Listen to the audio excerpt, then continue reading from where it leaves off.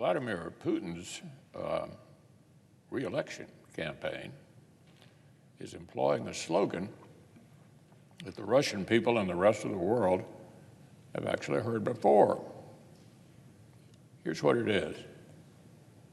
Russia's borders do not end anywhere. Russia's borders do not end anywhere.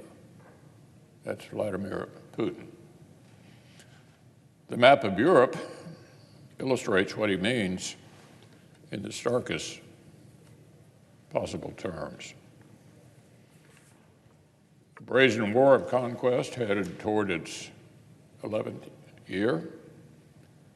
2 years of Russia's brutal escalation in Ukraine have subjected a sovereign nation to horrific losses and heinous war crimes. Since well before Russian troops made their first run toward Kyiv in February of 2022, I've been pushing for the decisive capabilities Ukraine needed to defend itself. And I've held President Biden to account for not doing more sooner to give our friends a decisive edge against Putin's aggression, and for not investing more seriously in rebuilding America's military strength. But I've never been under any delusion about why America was backing Ukraine's fight. This has never been about charity, not about charity. It's not about virtue signaling or abstract principles of international relations. This is about cold, hard American interests. It is in the United States' direct interest for authoritarians not to feel free to redraw maps by force. It's in our interest to help degrade the military of a major adversary without committing American lives to the effort. It's in our interest to help blunt aggressive behavior before it triggers wider conflict and directly threatens our closest allies and trading partners. We cannot pretend that America is inoculated against the consequences of a war in Europe. We can't afford to harbor the notion that leaving Russian aggression unchecked would somehow enhance America's posture in strategic competition with China. Accelerating Russian defeat in Europe is precisely what will help ensure we don't wind up dealing with simultaneous aggression from adversaries in Europe and the Indo-Pacific. Even as a global superpower, this is not a burden America should resign to bear alone. And fortunately, we don't have to. Over the past 2 years, our European allies have taken a more serious, sober accounting of the requirements of collective defense. They're now fast overtaking America's share of overall security assistance to Ukraine. And we already trail the contributions of 13 allies measured as a share of GDP. This is certainly good news for collective defense and for the urgent demands that press upon America's strength. The United Kingdom, for example, just pledged to invest more than $3 billion in Ukraine's fight over the next 2 years. This is on top of the tremendous leadership Great Britain has displayed since the earliest days of Putin's escalation. Germany created a €100 billion special defense fund, enacted major military reforms, and continues to make progress toward NATO's 2% defense spending target.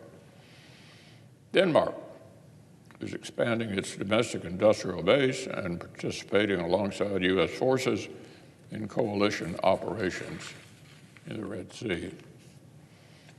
Smaller frontline allies like Estonia, Latvia, and Lithuania are continuing to make massive relative commitments to the cause.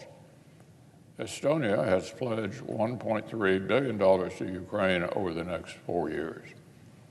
Just today, Even the new right-leaning government of Slovakia expressed clear support for the Ukrainian cause in a visit to Ukraine.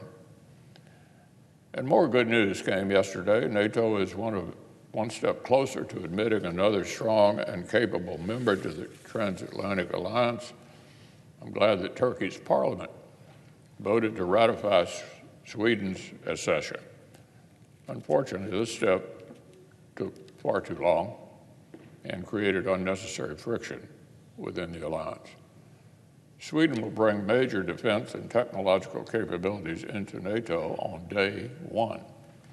The Swedes are increasing their defense budget and expanding their defense industrial capacity. This is not just good for NATO. Sweden's entry into NATO, just like Finland's before her, is in our national interest.